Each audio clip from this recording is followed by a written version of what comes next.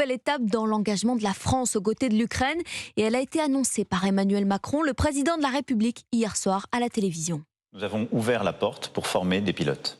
Et en France, pilotes ukrainiens en France. Et ce, avec plusieurs autres pays européens qui y sont prêts. Je crois que des discussions sont en cours avec les Américains. À partir de quand? Sur des avions français, sur des Mirage 2000, on peut l'imaginer. Les formations peuvent commencer dès maintenant. Des pilotes de chasse ukrainiens formés donc par la France, sauf qu'ils ne voleront pas demain, ni même pour la contre-offensive préparée en ce moment par Kiev. William Molinier, ce genre de formation prend des mois, même des années. Oui, il faut à minima 4 années pour une jeune recrue qui part de zéro. Le candidat va devoir acquérir un niveau d'ingénieur, avoir une bonne condition physique. Cette durée peut être raccourcie pour les pilotes expérimentés qui ont déjà volé sur des avions soviétiques.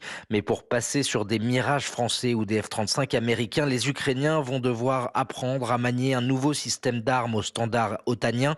Il faut compter entre 6 mois et 1 an.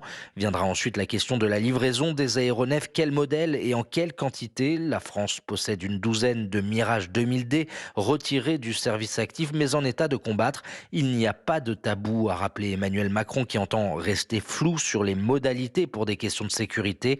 L'armée de l'air française est en tout cas déjà prête puisqu'elle accueille depuis le début de l'année des équipages ukrainiens à Mont-de-Marsan et à Nancy, mais jusqu'à présent il était uniquement question de formation à la défense solaire et de survie en cas d'éjection. William Molinier pour Europe 1. La France qui va aussi former des troupes au sol, livrer de nouvelles munitions, des blindés légers, mais toujours pas d'avions de combat pour l'Ukraine. De retour à la maison avec de nouvelles armes puissantes, annonce tout de même Volodymyr Zelensky, de retour à Kiev après une tournée européenne de 3 jours.